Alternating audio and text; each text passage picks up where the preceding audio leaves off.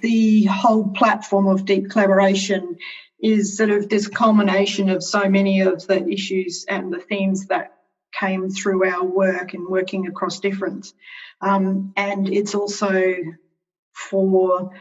it's deliberately broad so that you can pick and choose the tools that are appropriate.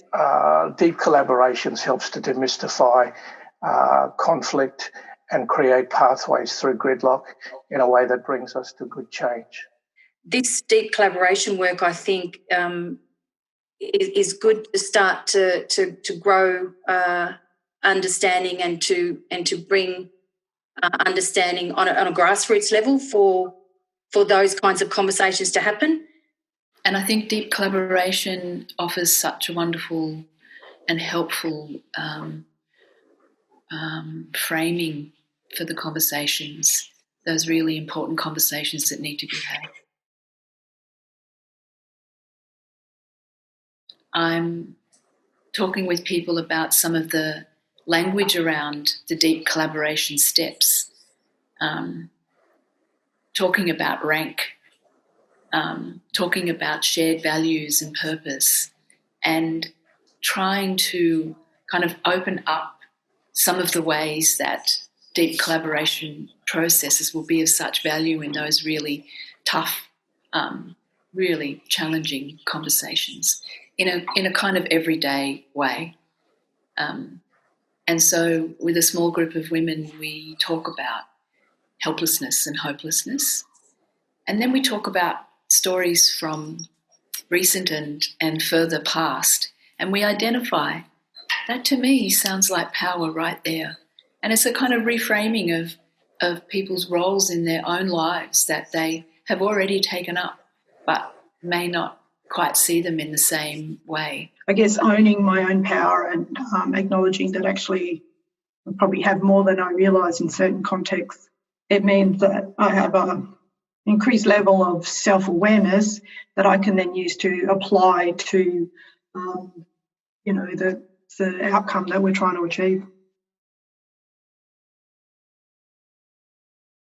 Sometimes there's a temptation when there's conflict is to retreat into a trench and then, hide your head and avoid conflict. But sometimes when we lean in and press in, and when there's a shared purpose that we're both trying to, you and the opposing other are trying to realise, it's sometimes an invitation to lean in and to sit in the tension longer than you ordinarily would for a greater goal or a greater outcome, and to learn something about yourself and about the other person and the goals that you're trying to realise.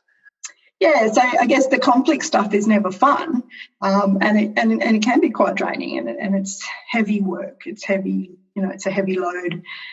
But now that we've sort of got some more tools and pragmatic things that can help us through, I'm finding it makes my work in either home, community or paid work that much easier because I've got more tools to draw on.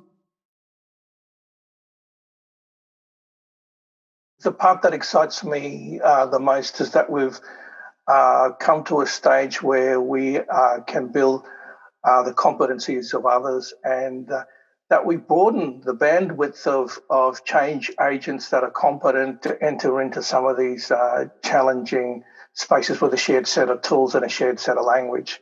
I'm conscious that now there will hopefully be many more voices and perspectives to bring to this through deep collaboration, which is what that platform will enable, and that it will continue to grow. And I really hope that people access that resource with open hearts and open minds, and that can be really useful in their work, whatever it is, and wherever they are on their own journey with this stuff as well.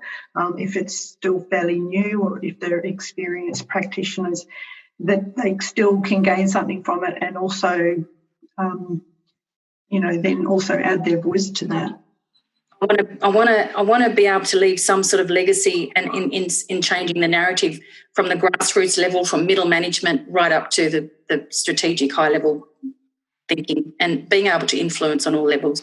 And I want to be able to work and build the movement with like-minded people.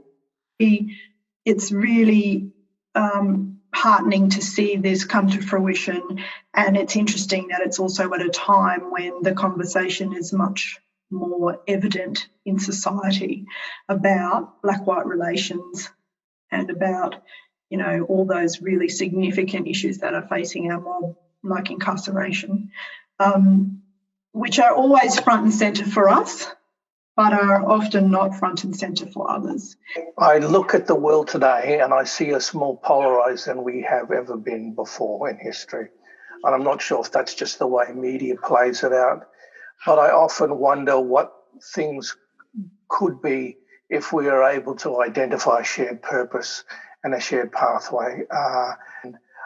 My aspiration, hopefully, is that people might find new ways to navigate tough spaces with the tools that we've discovered and have come to embrace with deeper collaboration. We need to invite people in.